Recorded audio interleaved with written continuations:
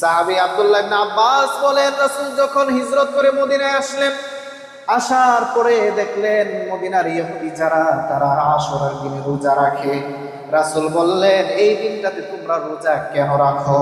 ইহুদিরা বলল, এই দিনটাতে আমরা রোজা এই জন্য রাখি, কারণ এই দিনে রব্বুল আলামিন বনি ইসরাঈলদেরকে ফিরআউনের ভয়াল থাবা থেকে রক্ষা করেছেন। সুবহানাল্লাহ।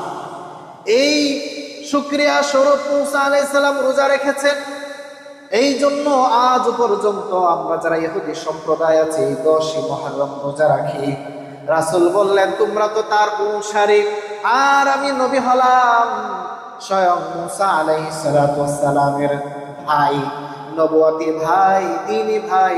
আমি মুসার সবচেয়ে বড় উত্তরসূরি, যার কারণে সাহাবায়ে কেরামকে রাসূল বললেন, তোমরাও এই বছর 10ই আশুরার যে দিন আছে, মুহররমের দিন আছে, এই দিনটাতে তোমরা রোজা রাখবে, আমি নবীও রোজা রাখবো। বলি সুবহানাল্লাহ।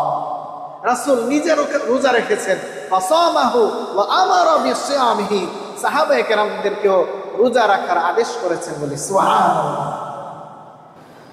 আলহামদুলিল্লাহ সুম্মা আলহামদুলিল্লাহ।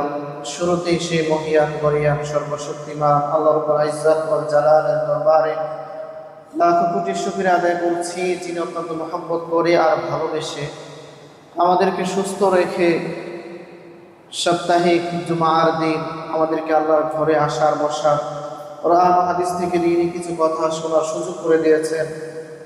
এজন্য সেই মহান মালিকের দরবারে শুকরিয়া আদায় করছি, মন প্রাণ উজাড় করে হৃদয়ের গভীর থেকে শুকরিয়া তার সমস্বরে পড়ে নিচ্ছি আলহামদুলিল্লাহ। অসংখ্য অগণিত দরুদ ও সালাম, রহমত, শান্তি বর্ষিত হোক আমাদের প্রাণের চেয়ে প্রিয় নবীজি সাইয়্যিদুল মুরসালিন, ইমামুল মুরসালিন, খাতামুন নবিয়্যিন, শফিউল মুযনিবিন মুহাম্মদুর রাসূলুল্লাহ সাল্লাল্লাহু আলাইহি ওয়াসাল্লাম। মুহতারাম হাজিরিন, বর্তমানে আমরা যে মাসটায় অবস্থান করছি, আরবিতে এই মাসটাকে বলা হয় মুহররম মাস। কি মাস? মুহররম মাস।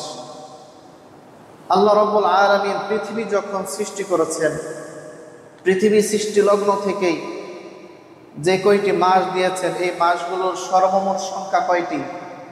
12টি। বলেন না কয়টি? 12টি মাস। বর্তমানে কিছু বিজ্ঞানী বলে যে 12 মাস, গ্রেগরিয়ান ক্যালেন্ডার যারা আবিষ্কার করেছে তারা 12 মাস নির্ধারণ করেছে, অথবা খ্রিস্টাব্দ যে সাল আবিষ্কার হয়েছে তারা 12 মাস আবিষ্কার করেছে। আল্লাহ রাব্বুল আলামিন জানিয়ে দিচ্ছেন, তারা তো পৃথিবী সৃষ্টির কত শত বছর পরে, লক্ষ লক্ষ বছর পরে তারা ক্যালেন্ডার আবিষ্কার করেছে। আমি রব্বুল আলামিন যখন আসমান জমিন সৃষ্টি করেছি তখন থেকে মাসের সংখ্যা হলো 12টি। বলি আল্লাহ। পৃথিবীর সৃষ্টি লগ্ন থেকেই মাসের সংখ্যা ছিল 12টি, এর মধ্যে কোনো ধরনের পরিবর্তন হয় নাই। মানুষ পরবর্তীতে জেনেছে, কিন্তু আল্লাহ তাআলা বলেন সৃষ্টির সূচনা লগ্ন থেকেই মাস ছিল 12টি। বান্দা শোনো, এই 12টি মাসের মধ্যে 4টি মাসের বড় সম্মান আর মর্যাদা রয়েছে। বলে সুবহানাল্লাহ। আমার ভাইয়েরা, আপনাদের মনে প্রশ্ন জাগতে পারে, তাহলে এই 12টি মাসের মধ্যে যে 4টি মাসের সম্মান আর মর্যাদা বড় বেশি, ওই 4টি মাস কোন কোন মাস? এই 4টি মাসের নাম কোরআনের কোথাও নাই, তবে আল্লাহর পয়গম্বর মুহাম্মদুর রাসূলুল্লাহ সাল্লাল্লাহু আলাইহি ওয়াসাল্লাম সুন্নাহর মধ্যে, হাদিসের মধ্যে বলে দিয়েছেন। রাসূল বলেন, আস-সানাতু 12 শাহরান, মাসের মধ্যে যেই সংখ্যা রয়েছে সর্বমোট মাস হলো 12টি। এর মধ্যে হলো আরবাআতুন হুরুম, 4টি মাস বড় সম্মানী মর্যাদাশীল মাস। এই 4 মাসের মধ্যে সালাসুন মুতাওয়ালিয়াত, 3টি মাস ধারাবাহিকভাবে আসবে, যিলকদ, জিলহজ, মুহররম। এই 3টি মাসের ধারাবাহিকভাবে আসবে। আরেকটি মাস হলো রজব মুদর, আল্লাযী বাইনা জুমাদা ওয়া শাবান। আর ওই রজব মাস, যেই মাসটা জুমাদাল আখিরা এবং শাবানের মাঝখানে আসে। বলি সুবহানাল্লাহ। আমার ভাইয়েরা, এই প্রথম ধারাবাহিকভাবে যে 3টি মাস জিলহজ, জিলহজ, এই 2টি মাস আমাদের কাছ থেকে চলে গিয়েছে। সর্বশেষ ধারাবাহিকতার মধ্যে সর্বশেষ সম্মানিত মাস হলো মুহররম মাস। এই মাসের মধ্যে বর্তমানে আমরা অবস্থান করছি, ঠিক কিনা? মুহররম মাসের মধ্যে আমরা অবস্থান করছি। এই মাস চলে যাওয়ার পরে সম্মানিত মাস আসতে আরো অনেক সময় আমাদেরকে অপেক্ষা করতে হবে। এই মুহররম মাস, এই মাসটাও আল্লাহ তাআলার কাছে বড় সম্মানী, মর্যাদাশীল, বলি সুবহানাল্লাহ। এই মাস পুরোটাই মর্যাদাশীল, কিন্তু এই মুহররম মাসের 10 তারিখ, যেটাকে আরবিতে বলে আশের, এই আশের থেকে পরবর্তীতে 10ম যে দিন, সেটাকে বলা হয় ইয়াউমে আশুরা। এই আশুরার দিনের বড় তাৎপর্য আর ইতিহাস, গুরুত্ব রয়েছে, বলি সুবহানাল্লাহ। মুহররম মাসের 10 তারিখ বড় তাৎপর্যপূর্ণ, কারণ রব্বুল আলামিন মুহররম মাসের 10 তারিখ আশুরার দিনে এমন বড় বড় ঘটনা ঘটিয়েছেন যে ঘটনাগুলো পৃথিবীর ইতিহাসে স্মরণীয় হয়ে থাকবে। আমার ভাইয়েরা, সর্বপ্রথম নবী আদম আলাইহিস সালাতু ওয়াস সালামকে যখন রব্বুল আলামিন দুনিয়ার মধ্যে প্রেরণ করেন, দুনিয়ার মধ্যে প্রেরণ করার পরে এক জায়গায় আদম নবীকে পাঠালেন, আরেক জায়গায় ওনার বিবি হাওয়াকে পাঠালেন। দুইজনকে পৃথিবীর দুই প্রান্তে প্রেরণ করলেন। একজনের সাথে আরেকজনের কোনো দেখা নাই, কোনো সাক্ষাৎ নাই।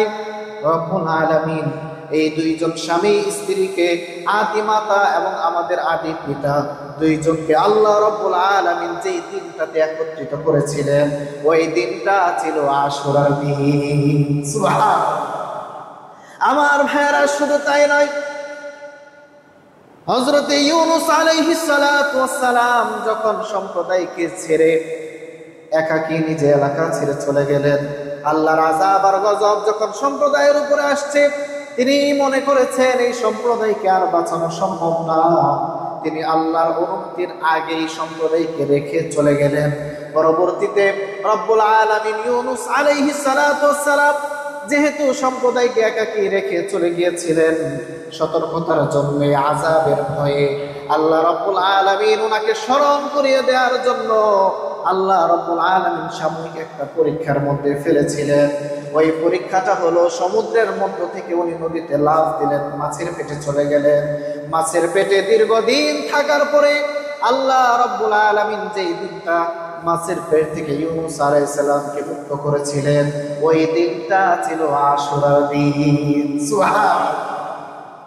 আমার ভাইয়েরা, শুধু তাই নয়, পৃথিবীর মধ্যে যত ধরনের রোগ বালা আছে, সবচেয়ে মারাত্মক একটি রোগ হলো শরীরের মধ্যে এরকম ভাবে পোকামাকড় হয়ে যাওয়া, পুরো শরীরটা পচে যাওয়া।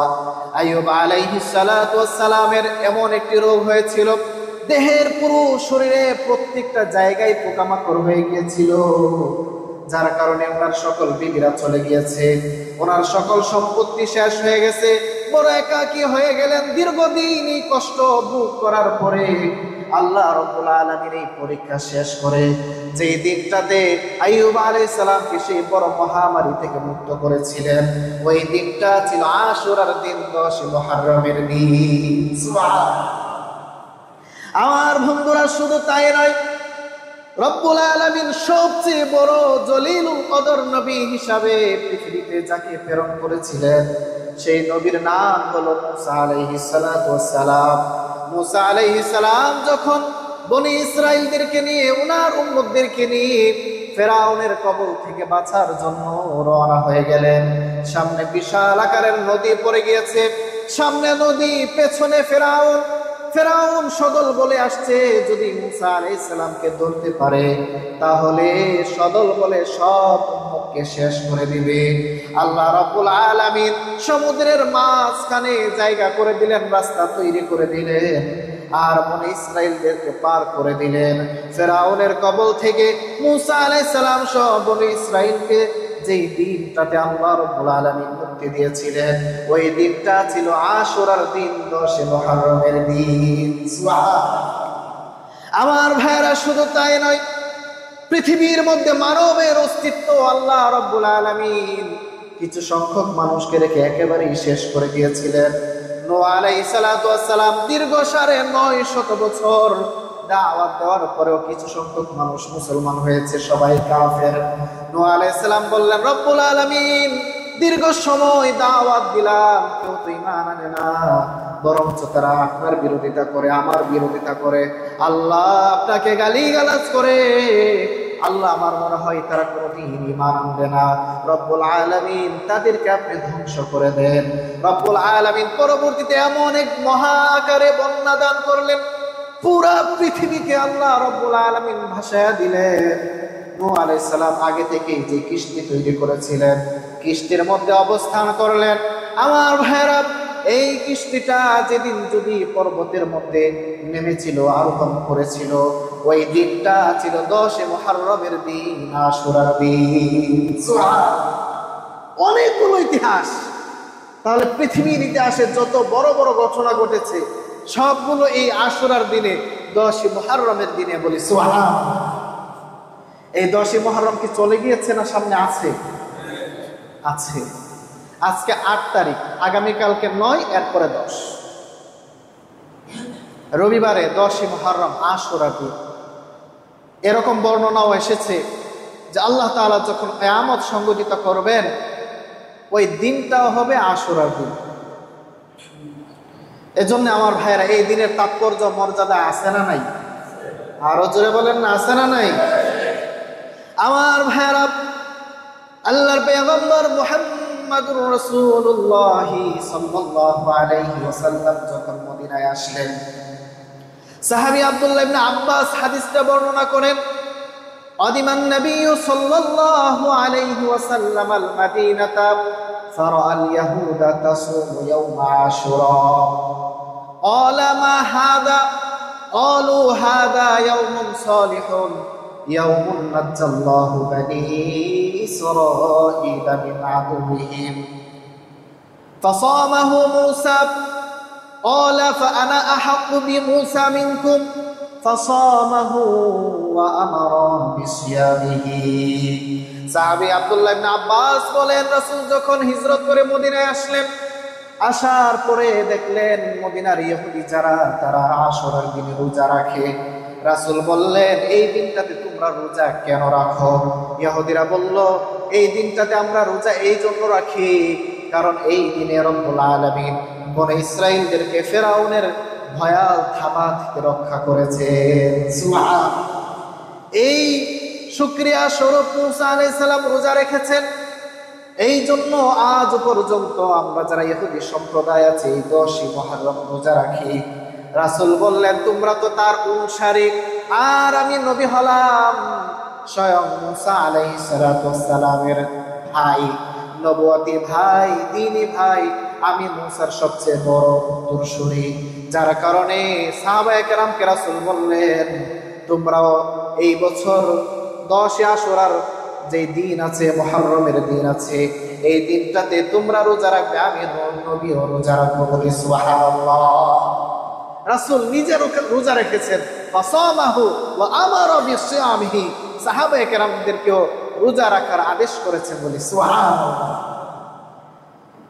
আমার ভাইরা, রাসূল বলেছেন, আমি তোমাদের চেয়ে বেশি অধিকার রাখি, বেশি হক রাখি, যার কারণে রাসূল রোজা রেখেছেন।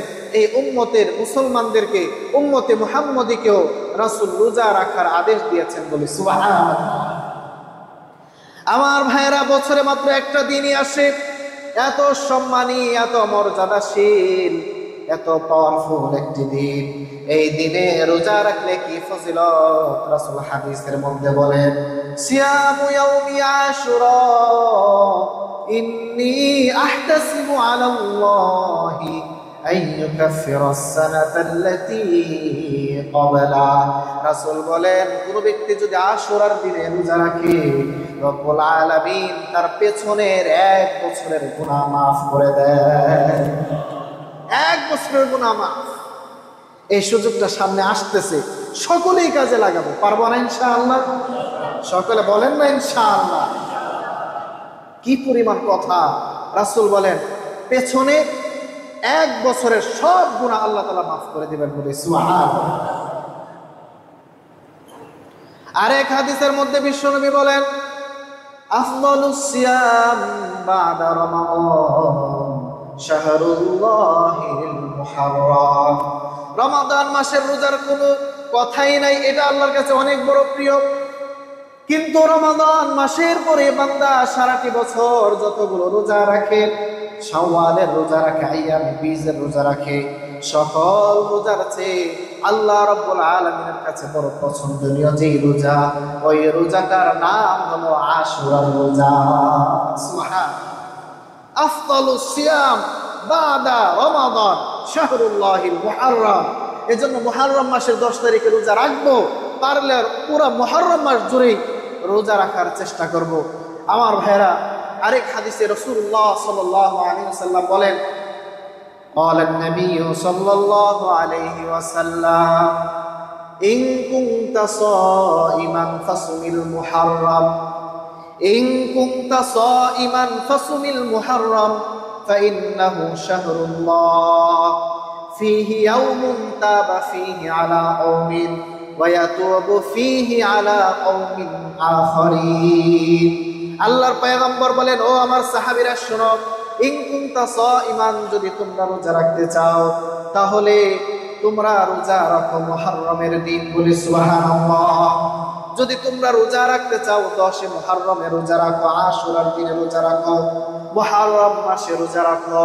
কারণ এই মুহররম মাসে এমন একটি দিন রয়েছে যেই দিনের মধ্যে রব্বুল আলামিন পুরা একটা সম্প্রদায়ের তাওবাকে কবুল করেছে। পুরা একটা সম্প্রদায়ের তাওবাকে আল্লাহ তাআলা কবুল করেছেন। ওয়া ইয়াতুবু ফীহি আলা কওমিন আখারিন। কিয়ামত পর্যন্ত যারাই এই দিনটাতে রোজা রাখবে, তাওবা করবে, আল্লাহ তাআলা তাদেরও সকল গুনাহ মাফ করে দিবেন। বলে সুবহানাল্লাহ। এজন্য আমার ভাইরা, আমাদের যাদের সুযোগ আছে 10 মুহররম অবশ্যই রোজা রাখবো। এবং এই রোজা রাখার ক্ষেত্রে রাসূল সাল্লাল্লাহু আলাইহি ওয়াসাল্লাম আরেকটা গুরুত্বপূর্ণ একটা বিষয় বলেছেন। যেহেতু ইহুদিরা রোজা রাখে 10 মুহররম আশুরার দিন, আমরাও যদি শুধুমাত্র 10 মুহররম রোজা রাখি তাহলে ইহুদিদের সাথে সাদৃশ্য হবে কি হবে না? আর জোরে বলেন না, হবে। তারাও রাখে রোজা, আমরাও তাদের সাথে রোজা রাখলাম, সাদৃশ্য হয়ে যাবে। রাসূল বলেন, মান তাশাব্বাহা বিকওমিন ফাহুয়া মিনহুম। আমার উম্মতের কোনো মানুষ যদি কোনো ইহুদি, নাসারা, খ্রিস্টান, বেদুইনদের, বেঈমানদের অনুসরণ করে তাহলে সে তাদের মতো হয়ে মারা যাবে। বলি নাউযুবিল্লাহ। যার কারণে রাসূল সাল্লাল্লাহু আলাইহি সাল্লাম বলেন, সুমু ইয়াউমা আশুরা। শুনো, তোমরা আশুরার দিন রোজা রাখবা, ঠিক আছে, তবে ওয়া খালিফুল ইয়াহুদ, এই রোজা রাখার ক্ষেত্রে তোমরা ইহুদিদের বিরোধিতা করবা। এই বিরোধিতাটা কিভাবে করবা? সুমু ক্বাবলাহু ইয়াওমান আও বাদাহু ইয়াওমান। বলি সুবহানাল্লাহ। কিভাবে বিরোধিতাটা হবে? তারা রাখি শুধুমাত্র 10 তারিখে, আমরা 10 তারিখের আগে রাখবো একদিন অথবা পরে রাখবো একদিন। তাহলে আমাদের রোজা হবে কয়দিন? 2 দিন। ওরা রাখে একদিন, আমাদের হবে 2 দিন। তাহলে ওদের সাথে আমাদের আর কোনো সাদৃশ্য রইল না। এজন্য আমাদের যাদের সুযোগ আছে, আগামীকালকে 9 তারিখ, আগামীকালকে রাখবো, এরপরে 10 তারিখ। যদি কেউ আগামীকালকে না রাখতে পারেন তাহলে 10 তারিখ, 11 তারিখ, রবিবার, সোমবার, এই 2 দিন রাখবেন। সবচেয়ে উত্তম হলো 9 তারিখ এবং 10 তারিখ রাখা। কেন? রাসূলুল্লাহ সাল্লাল্লাহু আলাইহি ওয়াসাল্লাম বলেছেন, লাইন বাকিতু মুকবিলান, আমি যদি আগামী বছর তোমাদের মাঝে বেঁচে থাকি, লা আসুমান্না তাসিআ, তাহলে আমি 9 তারিখেও রোজা রাখবো। ওই বছর রাসূল শুধুমাত্র 10 তারিখে রেখেছিলেন। রাসূল বলেছেন, যেহেতু শুধু 10 তারিখে রাখলে ইহুদিদের সাদৃশ্য হয়ে যায়, এজন্য তোমরা 10 তারিখেও রাখবে, আর আমি নবী যদি বেঁচে থাকি আগামী বছর 9 তারিখেও রোজা রাখবো। বলি সুবহানাল্লাহ। রাসূল আর আগামী বছরটা পান নাই, যার কারণে রোজা রাখতে পারেন নাই, কিন্তু উম্মতকে বলে দিয়েছেন জীবনের সকল ক্ষেত্রে ইহুদিদের বিরোধিতা করতে হবে। ঠিক কিনা বলেন? ইহুদিদের সাথে আমাদের কোনো সম্পর্ক আছে নাকি? আরো জোরে বলেন, আছে কি? মুখ দিয়ে বলতেছেন, কিন্তু কৃষ্টি, কালচারে, আকার, ইঙ্গিতে, সব দিক দিয়ে আমরা ইহুদিদের অনুসরণ করি। আপনার ছেলের স্টাইলের দিকে তাকান, চুলের কাটিংয়ের দিকে তাকান, প্যান্টের দিকে তাকান, জামার দিকে তাকান, সব দিক দিয়ে আমরা ইহুদিদের কালচারকে অনুসরণ করি। আছে না নাই? আরো জোরে বলেন, আছে না নাই? চুলের মধ্যে কত ধরনের স্টাইল, এগুলো দেখলে পাগল হয়ে যেতে হয়। পুরা মাথার মধ্যে চুল নাই, শুধু সামনে একটু চুল আছে। আছে না নাই? এই সাইডে শুধু 2 সাইডে চুল আছে, সামনে উপরের সাইডে টাক মাথা। মাথার মধ্যে বিভিন্ন ধরনের ডিজাইন করে অনেক কিছু আঁকা হয়। এগুলো আমাদের ডিজাইন না, এগুলো আমাদের স্টাইল না। রাসূল সাল্লাল্লাহু আলাইহি সাল্লাম তিনভাবে চুল রেখেছে, তিনটাই মূলত বাবির চুলের সিস্টেম। একটা হচ্ছে এই যে একদম কাঁধ বরাবর, আরেকটা হচ্ছে কাঁধের উপরে কানের লতি বরাবর, আরেকটা হচ্ছে এই পর্যন্ত। মোট তিনটা। আপনি যেভাবে পারেন সেভাবে রাখবেন, কিন্তু ইহুদিদের অনুসরণ করা যাবে না। আমার ভাইরা, রাসূল সাল্লাল্লাহু আলাইহি ওয়াসাল্লাম বললেন যে এই সুযোগটা যখন তোমাদের সামনে আসবে, তোমরা 10 মুহররম আশুরা দিনে রোজা রাখবে। এটা হলো 1 নাম্বার। 2 নাম্বার হলো বেশি করে তাওবা করতে হবে। কি করতে হবে? আরো জোরে বলেন না, কি করতে হবে? قال النبي صلى الله عليه وسلم والله إني لا أستغفر الله وأتوب إليه في اليوم أكثر من 70 مرة। আল্লাহর পয়গম্বর বলেন, ও আমার উম্মতেরা শুনো, আল্লাহর কসম করে বলি, দৈনিক আমি নবী আল্লাহর কাছে 70 বার তাওবা করি। সুবহান। নবীজি নিজে দৈনিক কতবার তাওবা করেন? 70 বার। যার সামনের পেছনের সকল গুনাহ আল্লাহ তাআলা মাফ করে দিয়েছেন। আর আমাদের গুনাহ কি মাফ করেছেন কোনো গ্যারান্টি আছে? দৈনিক কত শত আমাদের গুনাহ হয়ে যায়। এজন্য আমার ভাইরা সবসময় তো তাওবা করব, বিশেষ করে এই 9-10 রোজা রেখে আল্লাহর কাছে কেঁদে কেঁদে নিজের জীবনের গুনার জন্য তাওবা করব। তাহলে আশা করা যায় আল্লাহ তাআলা বান্দার তাওবা কবুল করবেন, বলি সুবহানাল্লাহ। কারণ তাওবা কবুল করার একমাত্র অধিকার যার আছে তিনি কে? আরো জোরে বলেন, কে? রব্বুল আলামিন বলেন, বান্দারে কি গুনাহ তুমি করেছো? ইন্নাল্লাহা লা ইয়াগফিরু আন ইউশরাকা বিহি ওয়া ইয়াগফিরু মা দুনা যালিকা লিমান ইয়াশা। বান্দারে তুমি কি পরিমাণ গুনাহ করেছো? শিরক ছাড়া যত ধরনের গুনাহ আছে তুমি যদি তাওবা করো, আমি রব্বুল আলামিন তোমার জিন্দেগীর সকল গুনাহ মাফ করে দিব। সুবহান। হাদিসের মধ্যে রাসূল বলেন, আত-তাইবু মিনাজ যামব কামান লা যামবা লাহ। যেই ব্যক্তিটা গুনাহ করার পরে তাওবা করবে, ওই তাওবাকারী ব্যক্তি তাওবা করতে দেরি হবে, রব্বুল আলামিন তার গুনাহগুলোকে এমন ভাবে মুছে দিবেন কেমন যেন তার আমলনামায় ওই গুনাহটা কোনোদিন লেখা হয় না। সুবহান। এজন্য আমার ভাইরা গুনাহ হয়েই যাবে, বারংবার তাওবা করতে হবে, দৈনিক তাওবা করতে হবে। রাত্রিবেলায় বিছানায় শুয়েছেন, মাথাটা বালিশে রেখে সারা দিনের আমল নামাগুলো নিজের চোখের সামনে আনেন, আর মনে করেন কোন কোনটা আপনার অপরাধ হয়েছে, মনে করে তাওবা করে ঘুমিয়ে যান। রাত্রিবেলায় যদি আপনার মরণ হয়ে যায়, আপনি শহীদ মৃত্যুবরণ করবেন, বলে সুবহানাল্লাহ। এজন্য তাওবা করবেন তো ইনশাআল্লাহ। রাসূলুল্লাহ সাল্লাল্লাহু আলাইহি ওয়াসাল্লাম বলেন, মান লাজিমাল ইস্তিগফারা জাআলাল্লাহু লাহু মিন কুল্লি দীকিন মাখরাজা ওয়া মিন কুল্লি হাম্মিন ফারাজা ওয়া রাযাকাহু মিন হাইথু লা ইয়াহতাসিব, বলি সুবহানাল্লাহ। তিনটা জিনিস রাসূল বলেছেন এই জায়গায়। মান লাজিমাল ইস্তিগফার, আমার উম্মতের মধ্যে যেই উম্মতটা সব সময় খালি তাওবা করে, ইস্তিগফার করে, গুনাহ হয়ে যায় সাথে সাথে ইস্তিগফার, গুনাহ হয়ে যায় সাথে সাথে ইস্তিগফার। মান লাজিমাল ইস্তিগফার, যে ব্যক্তিটা তাওবা করে, ইস্তিগফারকে নিজের জীবনের অংশ মনে করে নেয়, বারংবার আল্লাহর কাছে তাওবা করতেই থাকে, আল্লাহ তাআলা তাকে 3টা পুরস্কার দিবেন, বলে সুবহানাল্লাহ। 1 নাম্বার হচ্ছে জাআলাল্লাহু লাহু মিন কুল্লি দীকিন মাখরাজা। জীবনে যখন কঠিন সময় আসবে, সংকীর্ণ হয়ে যাবে, বালা মুসিবতে জর্জরিত হয়ে যাবে, চোখে অন্ধকার দেখবে, সামনে কোনো পথ নেই, আল্লাহ তাআলা এমন মুহূর্তেও ওই তাওবাকারী ইস্তিগফারকারী ব্যক্তির জন্য রহমতের দরজা খুলে দিবেন, বলে সুবহানাল্লাহ।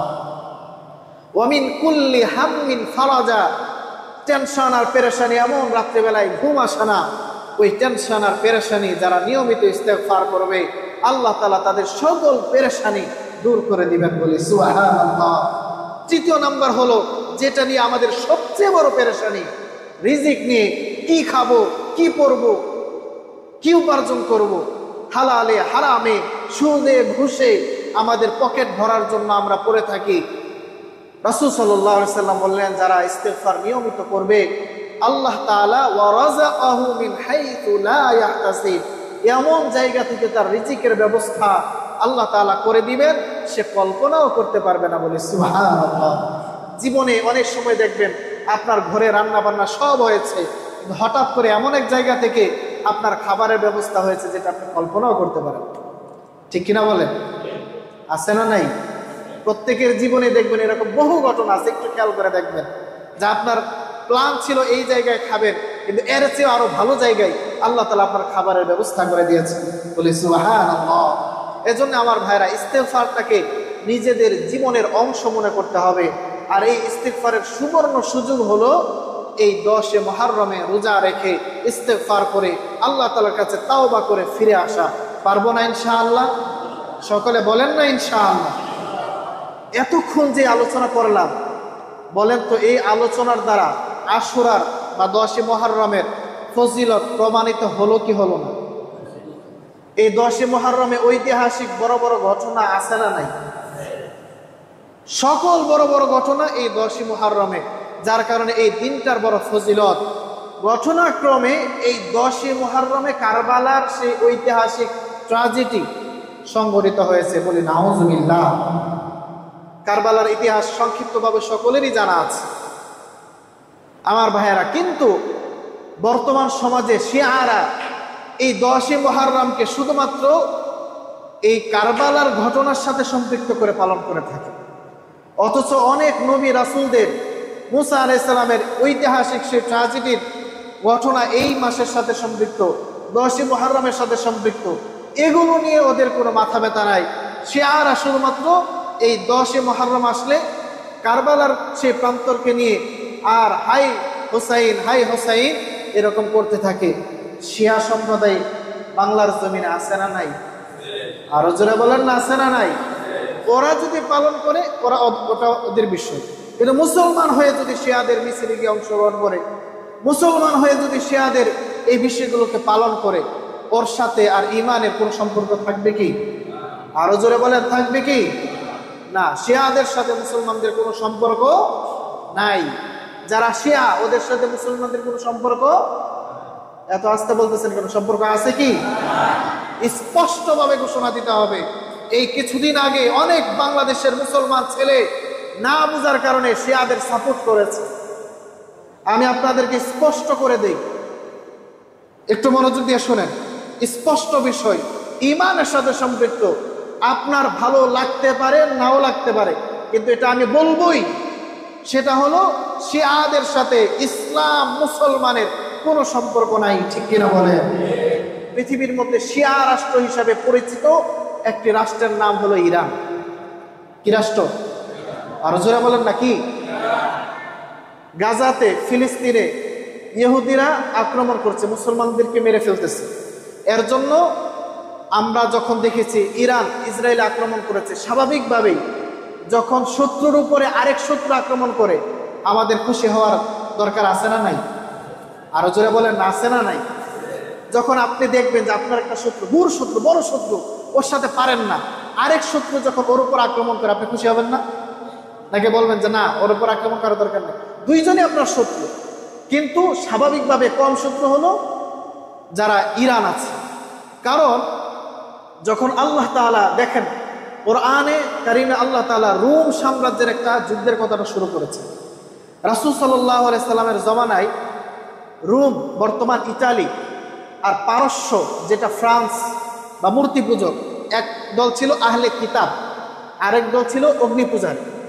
বলেন তো, অগ্নি পূজারী আর আহলে কিতাব এই দুই দলের মধ্যে যদি যুদ্ধ শুরু হয়, তাহলে আমরা সাময়িকভাবে সাপোর্ট করব কাদেরকে? আহলে কিতাবদেরকে। বলেন না কাদেরকে? আহলে কিতাবদেরকে। এই যুদ্ধের মধ্যে গলিবাতের রোম, যারা রোম ছিল, ওই রোমক সাম্রাজ্য তারা পরাজয় বরণ করেছে। তারা অগ্নিপূজকদের সাথে পারে নাই, যার কারণে মক্কার যে কুরাইশরা ছিল, মূর্তি পূজক ছিল, তারা সাহাবাদেরকে এসে চিৎকারি মারত যে দেখো, তোমরা তো কিতাবের কথা বলো, তোমাদের আগেও তো আহলে কিতাব অনেকে ছিল যারা তাওরাত জবর পেয়েছে, কই তারা তো অগ্নিপূজকদের সাথে লড়াইয়ে পারে নাই, তারা হেরে গিয়েছে। খুব আনন্দ আর উল্লাস করতেছিল। রাসূল সাল্লাল্লাহু আলাইহি ওয়াসাল্লাম বললেন, সাহাবীরা, তোমরা মনোবল হারানোর কোনো কারণ নাই। অদূর ভবিষ্যতে এই রোম সাম্রাজ্য পারস্যকে চূড়ান্তভাবে পরাজিত করে দিবে। বলি সুবহানাল্লাহ। এর দ্বারা রাসূল এটা বুঝিয়েছেন, যদি আহলে কিতাব অগ্নি পূজকদের উপর জয়লাভ করে তাহলে সাময়িকভাবে মুসলমানরা আনন্দিত হবে, কারণ অগ্নি পূজকদের চেয়ে আহলে কিতাবদের সাথে একটু হলেও আমাদের কি আছে, মিল আছে। কিন্তু তার মানে কি আমরা আহলে কিতাবকে পছন্দ করব না? কারণ আমার নবীর কিতাব আল কোরআন যখন পৃথিবীতে এসেছে, এরপরে তাওরাত, জাবুর, ইনজিলের আর কোনো মূল্য নাই। ঠিক কিনা বলে? এই বিশ্বাস আছে তো আপনাদের? নাকি কোরআনের চেয়ে তাওরাত বর্তমানে শ্রেষ্ঠ, জাবুর শ্রেষ্ঠ, বাইবেল ধরাই দিলে শ্রেষ্ঠ? না, কোরআন সবচেয়ে শ্রেষ্ঠ। কোরআন আসার দ্বারা আসমানি সকল কিতাব বাতিল হয়ে গেছে, সেগুলোর সাথে আমাদের আর কোনো সম্পর্ক নাই। কারণ কোরআনে রব্বুল আলামিন তাওরাত, জাবুর, ইনজিল সব কিছুর সংমিশ্রণ ঘটিয়েছেন বলে আল্লাহু আকবার। আমার ভাইরা, সেদিকে আমি যাচ্ছি না। এই 10ই মুহররমকে কারবালার সাথে সম্পৃক্ত করে শিয়া সম্প্রদায় তারা আলী রাদিয়াল্লাহু তাআলাকে বড় ভালোবাসে, আলী রাদিয়াল্লাহু তাআলার ফ্যামিলিকে বড় ভালোবাসে। এমন ভালোবাসা বাসে যে তারা স্বয়ং আমার নবীকে পর্যন্ত গালি দিতে শুরু করে। আর আসতে বলেন না আউযুবিল্লাহ। সর্বশ্রেষ্ঠ সাহাবী আবু বকর সিদ্দিক রাদিয়াল্লাহু তাআলা আনহু, উমর ফারুক রাদিয়াল্লাহু তাআলা আনহু ওনাদেরকে নিয়মিত গালিগালাজ করতেন। নাউযুবিল্লাহ বলবেন না? ওদের বিশ্বাস হলো জিবরিল আলাইহিস সালাতু ওয়াস সালাম কোরআন নিয়ে এসেছিলেন আলী রাদিয়াল্লাহু তাআলা আনহুর কাছে, ভুলে স্বেচ্ছাচারিতা করে নবী মুহাম্মদের কাছে কোরআন নিয়ে চলে গেছে বলি নাউযুবিল্লাহ। এটা ডাইরেক্ট ওরা মিথ্যা অপবাদ দেয়, কারণ জিবরিল আলাইহিস সালাতু ওয়াস সালামের পক্ষে ভুল হওয়ার কোনো সম্ভাবনা আছে? আরো জোরে বলেন না, আছে নাকি? ফেরেশতাদেরকে আল্লাহ তাআলা এমনভাবে সৃষ্টি করেছেন, যেই কাজের জন্য যাকে সৃষ্টি করেছেন সে ওই কাজই করবে, পৃথিবীর মধ্যে আর কোনো কাজ সে করবে না। এটা ফেরেশতাদের সিফাত। কাজেই জিবরিল আলাইহিস সালাম কোরআন নিয়ে আমার নবীর কাছেই এসেছিল, এই শিয়ারা মিথ্যা অপবাদ দিয়ে আমার নবীকে, আলীকে, আমার নবীকে, আবু বকর, সিদ্দিক, ওসমান সবাইকে, বড় বড় সাহাবীদেরকে নিয়মিত তারা গালিগালাজ করতে থাকে বলি নাউযুবিল্লাহ। কোরআনকে নিয়ে যারা মিথ্যা অপপ্রচার করবে, আমার নবীকে যারা গালি দিবে, সাহাবীদেরকে যারা গালি দিবে, এই উম্মতের সর্বশ্রেষ্ঠ মানুষ যিনি আবু বকরকে যারা গালি দিবে, তাদের সাথে আমাদের কোনো সম্পর্ক থাকতে পারে? 10ই মুহররম আসলে ওরা ওই আলী রাদিয়াল্লাহু তাআলা আনহুর যে ছেলে হুসাইন, আলী রাদিয়াল্লাহু তাআলার প্রতি আমাদের মহব্বত আছে না নাই? আর জোরে বলেন না, আছে না নাই? ওনার যে সন্তান, ফ্যামিলি, আহলে বায়াতের প্রতি আমাদের মহব্বত আছে না নাই? বরং ওদের চেয়ে আরো বেশি আছে। ঠিক কিনা বলেন? কিন্তু এই 10ই মুহররম আসলে কারবালার ট্র্যাজেডিকে সামনে নিয়ে সকল ইতিহাস ভুলে গিয়ে এই দিনটাতে তারা বিশেষ কিছু আমল করে থাকে, যার সাথে কোরআনের, হাদিসের, ইসলামের কোনো সম্পর্ক নাই। ঠিক কিনা বলেন? 1 নাম্বার, তাজিয়া মিছিল বের করে। কি মিছিল দেখছেন আপনারা? যদি না দেখেন ওই 10ই মুহররমের টেলিভিশনে দেখবেন, বিশাল আকারের মোহাম্মদপুরে আছে ওদের কারখানা, ওইখান থেকে বিশাল আকারের মিছিল নিয়ে বের হয়। এই মিছিলের মধ্যে ঘোড়ার আকৃতি বানায়, তারপরে গম্বুজ বানায়, এগুলো নিয়ে তারা মিছিলে বের হয়। বাংলাদেশে কম, ইন্ডিয়াতে, পাকিস্তানে, ইরানে এত বেশি পরিমাণ এই দিনটাতে তারা নিজেদেরকে জখম করে ধারালো ছুরি, ধারালো তরবারি, এটার মধ্যে দড়ি বেঁধে, রশি বেঁধে পিঠের মধ্যে এইভাবে চাপড়াইতে থাকে, 5-6টা ছুরি বেঁধে পেছনে এইভাবে দিতে থাকে, আর পেছনে কাটতে থাকে, আর রক্ত নিজের শরীর থেকে জড়াতে থাকে, আর ওরা আহলে বায়াতের পরিচয় দিতে থাকে বলি নাউযুবিল্লাহ। বলেন তো এই দেহটা, পুরা দেহটা আমাকে যিনি দিয়েছেন তিনি কে? আল্লাহ। আরো জোরে বলেন কে? আল্লাহ। আমার 2টা চোখ আমার আম্মু দিয়েছে, বাবা দিয়েছে, কিনে লাগাইছি না, পুরা দেহটাই আল্লাহ তাআলা দিয়েছে। এটা আমানত। আপনি চাইলেই আপনার এই দেহটাকে শেষ করে দেওয়ার অধিকার রাখেন না। আপনি চাইলেই যদি বলেন যে আমার 2টা চোখ দরকার নাই, একটা শেষ করে দেই, আপনি পারবেন না। আপনার শরীরে রক্ত আছে, আপনি যদি মনে করেন নিয়মিত রক্ত বিক্রি করব, টাকা উপার্জন করবো, এটা কি নাই? জায়েজ নাই। তবে এমনিতেই সওয়াবের নিয়ত ছাড়া মানবতার কল্যাণে যদি অন্য কাউকে রক্ত দেন, এটার অনুমতি আছে না নাই? এটা আছে। কিন্তু টাকা উপার্জনের জন্য রক্ত দেওয়া এটা জায়েজ নেই। আপনি প্রেমের মধ্যে ছেঁকা খায়া বেকা হয়ে গেছেন, এখন বলতেছেন যে বাস রক্ত জড়াতে হবে, ব্লেড দিয়ে নিজের শরীরটাকে কাটতে কাটতে নিজের রক্ত প্রবাহিত করেছেন। ইসলাম এটাকে চূড়ান্তভাবে হারাম করে দিয়েছে, বলে নাউজুবিল্লাহ। অথচ এই দিনে ওরা এগুলি করে থাকে, নিজের দেহের রক্ত জড়াতে থাকে, যেটাকে ইসলাম কোনোদিন সমর্থন করে না। রাসূল বলেন যারা আত্মহত্যা করবে তারা চূড়ান্ত পর্যায়ের জাহান্নামী হবে, বলে নাউজুবিল্লাহ। আপনি বলতে পারেন দেহটা আমার, আমি চাইলে এটাকে শেষ করে দেব, কি হবে? না, এই দেহটা আপনার নয়, সাময়িকভাবে আল্লাহ তাআলা এই দেহটা আপনাকে দিয়েছেন, এটাকে ইসলামের পথে, কোরআনের পথে। এই দুই চোখ দিয়ে আপনি ভালো কিছু দেখবেন, কান দিয়ে কোরআনকে শ্রবণ করবেন, হাত পা কোরআনের জন্য, ইসলামের জন্য, রবের ইবাদতের জন্য ব্যবহার করবেন। কিন্তু এই দেহটাকে শেষ করে দেওয়ার কোনো অনুমতি ইসলামে দেয় নাই। আমার ভাইরা এই তাজিয়া মিছিল বের করে তারা নিয়মিত জখম করতে থাকে। এটা গেল 1 নাম্বার।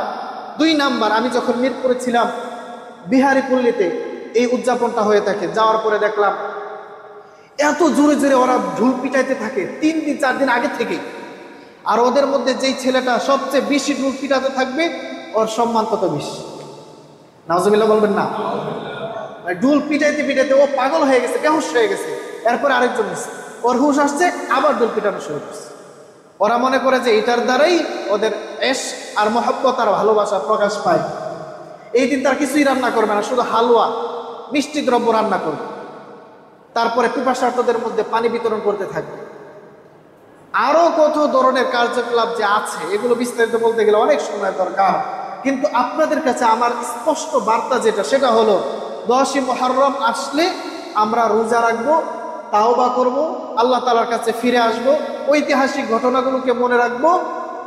শিয়াদের যত ধরনের কার্যক্রম আছে এগুলোতে অংশগ্রহণ করব না, সাপোর্ট করব না, এগুলোকে ঘৃণা ভরে প্রত্যাখ্যান করবো। রাজি আছি তো ইনশাআল্লাহ?